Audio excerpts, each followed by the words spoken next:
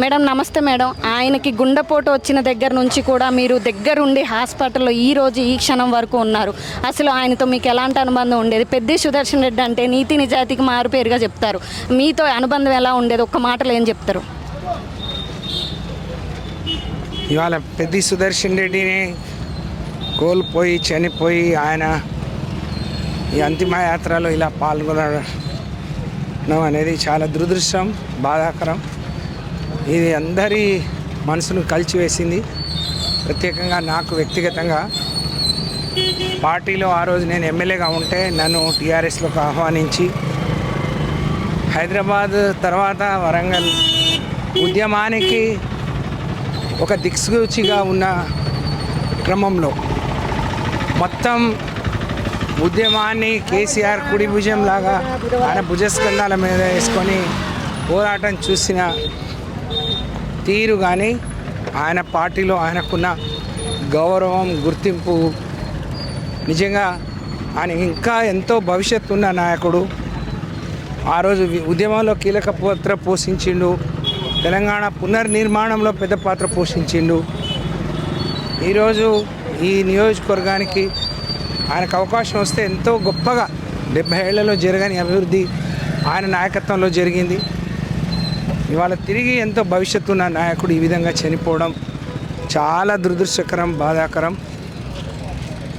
అందరం కూడా ఒక కుటుంబ సభ్యుడిని, ఒక తోబుట్టును కోల్పోయినంత బాధలో ఉన్నాం. ఆ రోజు మరి కేసీఆర్ గారి కుడి భుజంలాగా ఉండే పెద్ది సుదర్శన్ రెడ్డి అన్న ఇవాళ చనిపోవడం బీఆర్ఎస్ పార్టీకి, కేసీఆర్ గారికి, ఈ జిల్లాకు, అలాగే నర్సంపేటకు, అలాగే ఆ కుటుంబానికి ఎంతో తీరని లోటు. దీన్ని ఎవ్వరు కూడా పూర్తి చేయలేనిది.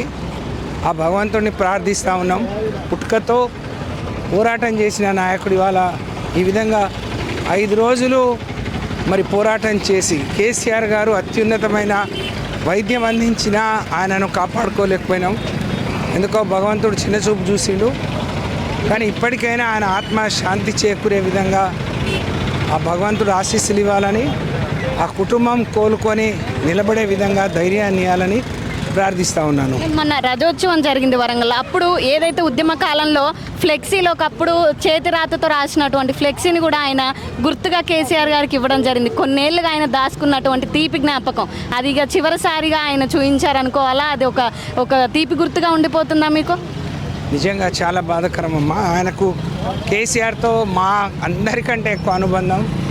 మాకేదైనా కష్టం వచ్చినా మంత్రులుగా మేము ఉండి ఎమ్మెల్యేగా ఉన్నా అన్నిట్లుంది అని చెప్తే మా కష్టం తీరుస్తాడని, మంత్రిగా కంటే ఒక ఆడబిడ్డగా మరి ఆయన అంత చనువుగా ఉండేవాళ్ళం.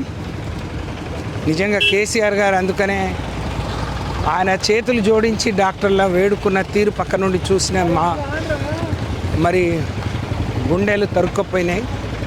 భగవంతుడు ఇక్కడ అద్భుతం జరిగి ఆయనను కాపాడిండు. అదే అద్భుతం జరిగి యశోదలో కూడా బతుకుతాడేమో అనుకున్నాం, కానీ అది జరగలేదు. అలా జరిగి ఉంటే బాగుండేది.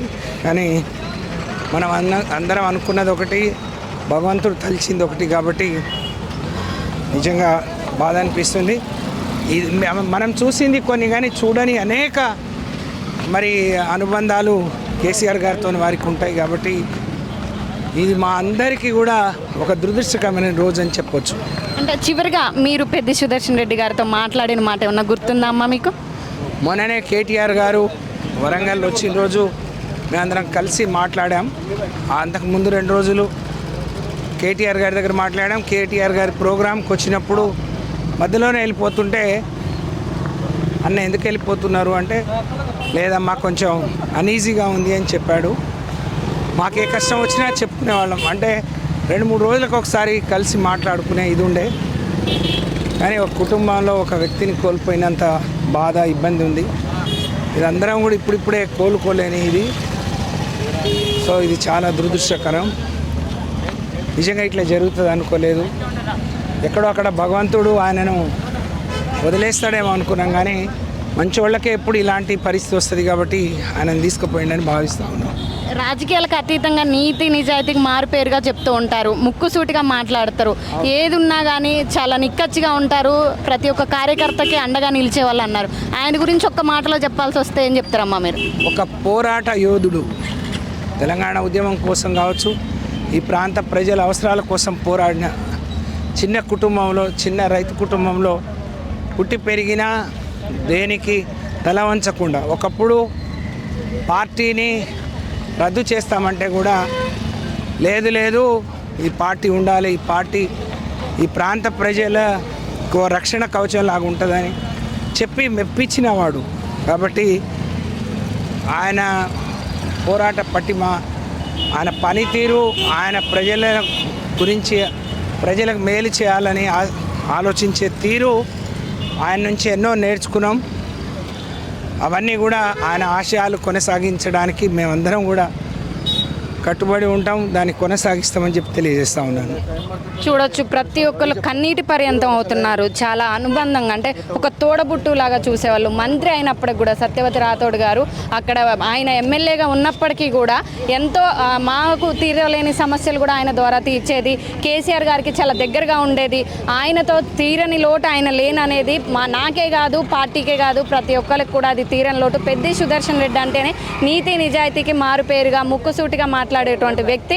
ఉద్యమాల్లో కీలక పాత్ర పోషించి, మానుకోట ఉద్యమాల్లో కూడా కీలక పాత్ర పోషించినటువంటి వ్యక్తి పెద్ది సుదర్శన్ రెడ్డి. ఆయన లేని లోటు తీర్చలేదంటూ కూడా, ఇప్పట్లో మేము కోలుకోలేమంటూ కూడా ఆమె చెప్పడం, కన్నీటి పర్యంతం అవటం, గుండెపోటు వచ్చిన దగ్గర నుంచి హాస్పిటల్లో ఇప్పటి వరకు, ఆయన చనిపోయిన తర్వాత కూడా స్వగ్రామానికి తీసుకెళ్లే క్రమంలో కూడా ప్రతి అనుక్షణం కూడా ఆయనతో ఉన్నటువంటి ఒక ఆడబిడ్డలాగా ఉన్నటువంటి సత్యవతి రాథోడ్ గారు ఆయనతో ఉన్నటువంటి అనుబంధాన్ని కూడా చెప్పుకుంటూ ఎంతో బాధ, ఎంతో ఆవేదనతో తను ఒక ముందడుగు వేస్తున్నటువంటిది మనం చూడొచ్చు. ఖచ్చితంగా బీఆర్ఎస్కి తీరని లోటుగానే చెప్తున్నారు. ఇలాంటి మరిన్ని వార్తలు మీ ముందు తీసుకొస్తున్నాం. మీ ఆర్ఎన్ టీవీ. Keep watching.